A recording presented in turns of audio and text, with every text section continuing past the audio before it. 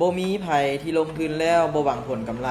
สบายดีท่านผู้ชมที่รักแพงยินดีต้อนรับท่านเข้าสู่ SVM Screen และที่ท่านเห็นอยู่ในปัจจุบันนี้ก็คือปรินเตอร์ F3 ที่เป็นรุ่นใหม่ล่าสุดสำหรับท่านใดที่ใช้กับงานพิมพ์เสื้อแม่นเลือกเป็น F3 รุ่นนี้เลยรุ่นใหม่ล่าสุดสีสันสวยงามงานพิมพ์ไวขึ้นกว่าเก่าและที่กำลังพิมพ์ออกมานี่เป็นงานของ Sublimation ที่จะไปพิมพ์ใส่กับเสื้อสีดำท่านใดที่ว่าเคยใส่มาแล้วอาจจะรู้ดีว่างาน Sublimation พิมพ์ใส่เสื้อสีดำก็ได้แต่นี่คือ SVM เขาจะมาตอบโจทย์และที่เขากำลังปิ้นออกมานี่ทั้งเมิดนี่แมนเป็นหมึก Sublimation และเกียร์ Sublimation รุ่นดีที่สุดของ SVM และปรินเตอร์ของเขาก็คือจะให้ค่าสีที่คมชัดหรือว่าท่านใดที่เคยใส่ลองไปเฮ็ดเบิงสีเขียวเวลาปิ้นออกมาไปพิมพ์แล้วกลายเป็นสีดำเลยปัญหานักเลยตัวนี้ฉะนั้นแล้วบ่ต้องคิดว่าแพงคุ้มค่าที่สุดละกับราคาที่ซื้อไปสำหรับเกียร์ซับของ SVM เฮาแมนใส่พิมพ์จอกจานพิมพ์หมวกทุกอย่างใส่เกียร์เกรดเดียวเขาเลยหมายถึงว่าเกียร์ซับของเขา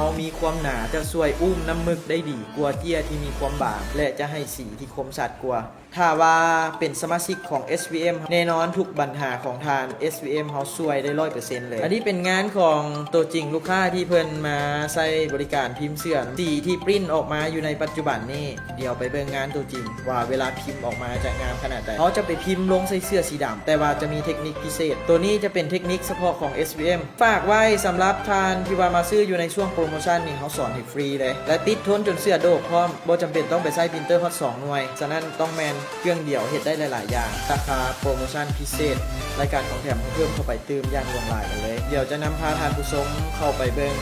เทคนิคของการสกรีนใส่กับเสื้อสีดำกันเลย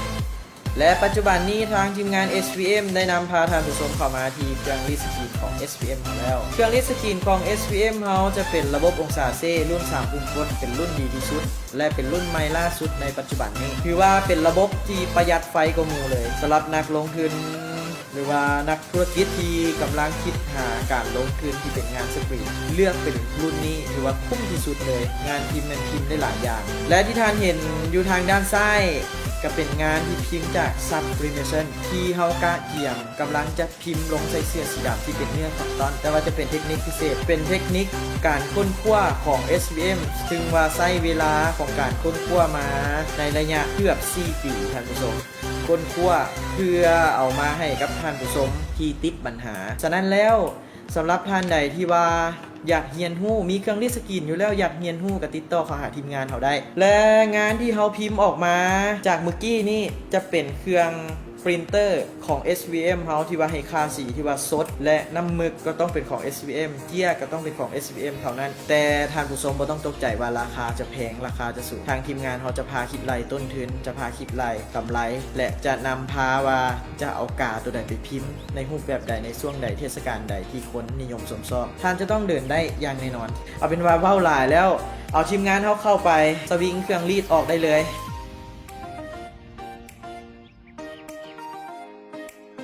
จากงาน Sublimation ของ SVM ย้ำแล้วย้ำอีกเนาะตัวนี้เป็นงานของ SVM เท่านั้นเอาลงไปเลยทีมงานเลื่อนฐานห้องรีดเข้าไปสบายเนาะถ้าเขาใส่เครื่องที่ว่าสามารถเลื่อนฐานห้องรีดได้ท่านผู้ชมสามารถเลื่อนออกเลื่อนเข้าแบบที่ว่าเขาพิมพ์เสื้อได้แบบสะดวกสบายกันเลยเพียงแต่ใช้เวลาหน่อยเดียวท่านผู้ชมเดี๋ยวเครื่องก็เตือนละยกขึ้นได้เลยจะนำกล้องเข้าไปใกล้ๆเนาะให้ท่านผู้ชมเบิ่งเลยเสื้อนี่เป็นเสื้อคอตตอน100%เลยท่านผู้ชมสังเกตเบิ่งเลยนี่จะเป็นงานเลี้ยงรุ่นนะท่านผู้ชมสังเกตเบิ่งงานออกมาจะงามแบบนี้และอันนี้ก็เป็นเทคนิคเฉพาะของ SVM เท่านั้นย้ำแล้วย้ำอีกเนาะมีสอนบอลเดี่ยวที่ SVM สำหรับท่านใดที่ว่ามาซื้อเครื่องรีดสกรีนหรือว่ามาลงทุนกับงานรีดสกรีนในช่วงโปรโมชั่นเท่านี้ก็คือเขาจะมีการลดราคาและพร้อมกับการเพิ่มจำนวนของแถบเข้าไปย่างลงลายมีการอัปเดตฟอนต์ใหม่มีการอัปเดตลายพิมพ์เสื้อใหม่เนาะลายพิมพ์เสื้อที่ไปตามช่วงเทศกาลตัวอย่างว่าคือบุญบังไฟบุญช่วงเฮือหรือว่างานวันสำคัญต่างๆตามปฏิทินของลาวเฮาและที่พิเศษไปกว่านั้นมีการอัปเดตลายพิมพ์เสื้อที่วัยรุ่นกำลังนิยมกันแถมไปฟรีๆเลย30 กว่าแบบนะท่านผู้ชมเนาะย้ำกันอีกเนาะนอกจากรายการที่เขาแถมไปแล้วพิเศษแมนคอร์ส โลโก้พรีเมียมที่ติดทนจนเสือโดกและงานที่เฮาพิมพ์ให้ท่านผู้ชมเบิ่งอยู่ในปัจจุบันนี้ก็เป็นคอร์สพิเศษติดทนจนเสือโดกคือกันท่านผู้ชมถ้าว่าเฮาไปใช้ปรินเตอร์ที่เป็นกระดาษทรานสเฟอร์เนาะที่จริงอยู่ทาง SVM เฮาก็มีกระดาษทรานสเฟอร์กันแต่บ่แนะนำให้ท่านผู้ชมใช้เพราะว่าใช้ไปแล้วในระยะ3เดือนหรือ6เดือนที่กากลอกเฮ็ดให้เสียลูกค้าเนาะเขาต้องใช้งานระดับพรีเมียมงานรุ่นดี และนี่ต้นทุนจะถึกกว่ากระดาษทรานสเฟอร์อีกข้อดี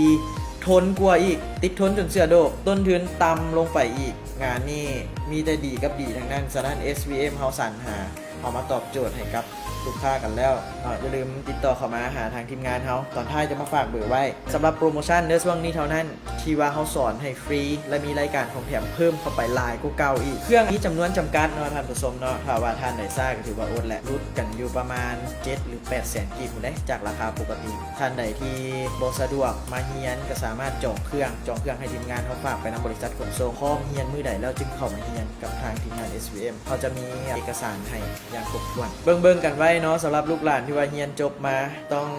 มีอาชีพถ้าว่าจะจัดเป็นอาชีพเสริมของผู้ที่มีเวียกเฮ็ดแล้วก็เป็นการดีเพื่อเป็นการสร้างรายรับเข้าในครอบครัวบางคนเพิ่นยังบอกเลยว่าตอนแรงมาเลิกการมาบ่ค่อย